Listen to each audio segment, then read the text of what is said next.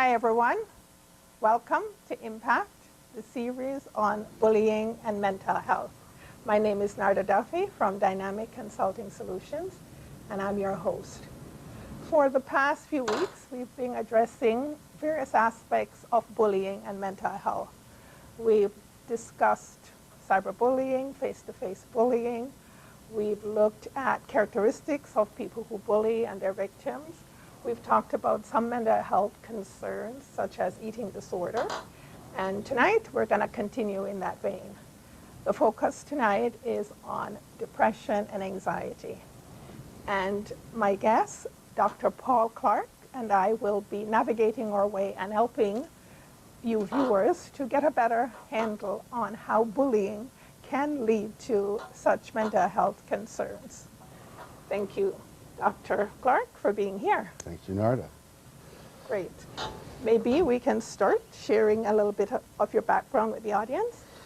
Well, I began my career as a classroom teacher originally in about 2000, and I was a high school and elementary teacher, and over time I spent a lot of time counseling students, teaching in the classroom, but also spent a lot of time outside the classroom working with students and individual problems and families, what ends up being family therapy.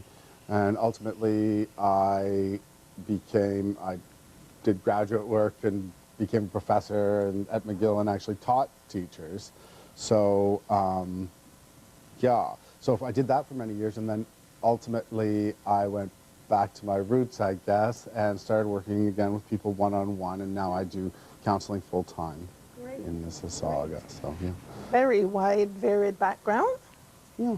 And I'll start first with as your experience as a teacher, because we're talking about bullying, and I'm sure as a teacher you had lots of experience, good, bad, with the subject matter. Can you talk a little bit about what you've encountered? And I would say when I was, when I started when I was 24 years old, and I was a teacher, so I knew I knew about as much about bullying as the next person. I wasn't bullied myself, and so when I experienced bullying, I think, like a lot of people, I had a natural aversion to bullying, but as to what to do with it or any kind of support that was available for it, that really didn't exist at the time. The difference between that was in 1990, and the difference between 1950 and 1990 in terms of bullying wasn't very significant. There hadn't been. What happened when somebody was bullied? Well, if it was abuse, it was literally where it came to blows, you would punish the bully. But in other cases, yeah, I think, teachers would very often say the same thing that we were told, which is, toughen up, and you got to get used to it. Get used to it. That's right. Yeah, and unfortunately, looking back, I'm not sure that we had a clear idea of what was going on in terms of. You've illustrated a wide expanse of experience, and you're identifying something significant, because as you're saying, the motto of the day, I guess, was suck it up. Tough, it will help them to become tough. And as an individual and as a therapist, I'm ashamed to admit this, but I do have to admit it. I came from that school as well, because when I first came in as a therapist, a counselor, working with people, and I would encounter incidents, or people would report, being bullied, that was kind of my sense. Well, it happens all the time. Kids do this to each other. It can't be that.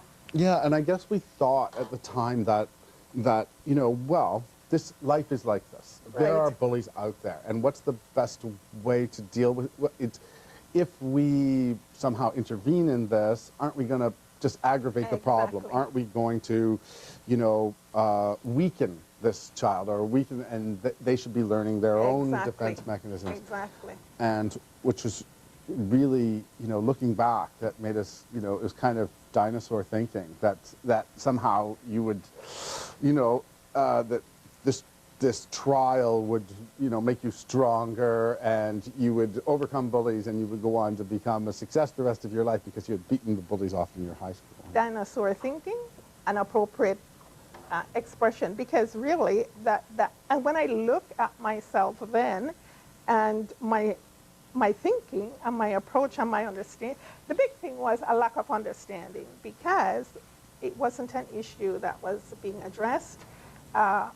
You know, it would happen, it would get swept under the carpet, or people would think, oh, it'll go away.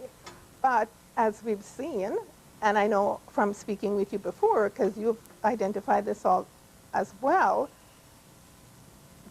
for people who've experienced this kind of trauma, for the outsiders, we think it's gone away, but the reality is it doesn't, because in my experience, I've worked with people who they've had incidents that happened when they were in kindergarten, elementary school, and now they're in their 30s and 40s, and these moments, these traumatic moments, are still impacting their lives. It's one of the most, you know, after some sort of, you know, dramatic physical abuse, or one of the, or emotional abuse, probably next in the line in terms of things that bring people into my office are some sort of bullying, some sort of bullying experience, and literally going back to elementary school or high school, and people will literally, you know, with self-esteem just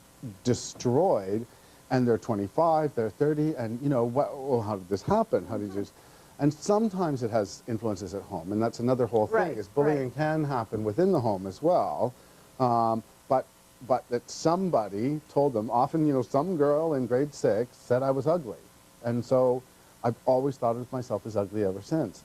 And you know, those early influences are so significant that you see an example like Amanda Todd or something. This is a very acute example where somebody is so traumatized that they kill themselves. But in practice, for every Amanda Todd, there are 100 people flying under the radar who are carrying scars from either being different, you know, heavy, thin, different, have a different sexuality. All short. That to this day, you know, whatever age they are, still believe on some fundamental level, you know, I'm not good enough. That somebody told me, because at that early age, they start to believe the bully. Yep. And that is, you know, so, I mean, it shows you how the child can be affected, and how that any input, so, yeah. How powerful words can be, because that's another thing, because the physical stuff obviously is serious, traumatic, difficult, but the verbal stuff, the isolation that especially young girls can do to these are so traumatic, so life-changing for many people. Yeah. That, as you're seeing, and I've seen in my own experience, leads to significant mental health concerns for people who have been victimized. And I know tonight we're talking about depression and anxiety, and in my experience, that's one of the big kind of mental health piece that seems to lead, bullying seems to lead somehow. Yeah. Not to say that it's causing, because as you said earlier, there could be other things, because there are a number of factors. There could be other things going on with that individual person that makes them susceptible to, you know, taking on what people are saying. Maybe they're predisposed to mental health concerns, but outside of those, just by having vicious, unkind, insensitive things said about you, done to you, that in itself really impacts and really affects a person's self-image, their self-esteem, and that in itself, when you're so beaten, can lead into issues of depression, anxiety. Yeah, absolutely. And I was just thinking that, you know, one of the things, and I think that physical bullying, you know, we have zero tolerance for. Right. If somebody hits somebody Exactly. else, because this is enshrined in law, you know, there's Exactly.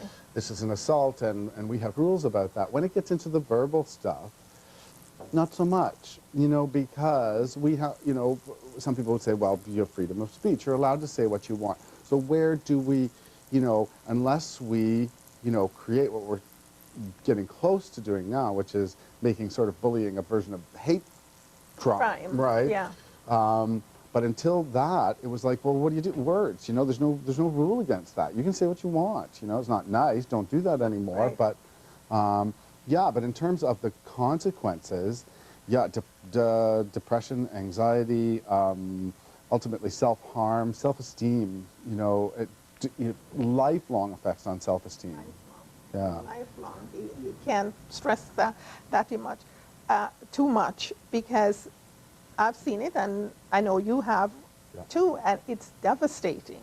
Yeah. Because we're mentioning depression, anxiety, and for viewers out there who may be sitting and thinking, well, you know, what exactly is depression? What exactly? Because we're talking about depression. You know, there's somebody feeling down, a little bit sad. Right. Maybe you can Okay. kind of define Yeah. for us. So okay, and that would, you know, in some sense, that would be a depression if something bad happens, a family member dies, that we feel sad or blue. Depression, and there's a number of different definitions, but let's say basically an overwhelming sadness or grief, sort of a loss of hopelessness, often resulting in not wanting to do the activities that you've done anymore, often with sleeping more or sometimes sleeping not at all, weight changes. I mean, ultimately, although something starts it off, you get into a situation where, because of the added stress, this is a genuine now mental illness, Yeah. you know, brought Yeah. on by the conditions, and that's where you see, like, normally, your average young person doesn't suffer from depression. That's Your average, right. but That's right. you know, pick an Amanda Todd or whatever, you know, she was on all kinds of medications for depression and anxiety. Well, you know, that's not from day-to-day living for a 16-year-old. Those are the consequences of that abuse, that you know, the stress, huge stress that it causes on the body. So depression would be, yeah, that overwhelming sadness that leaves us without any feeling of, like, hope for the future sometimes. So, I don't know how far you want to get in, like what a child exhibits that's experiencing depression, or if you want to wait. Before we get to that, because because for the audience to understand depression, and you've clearly explained that. We're going to be right back.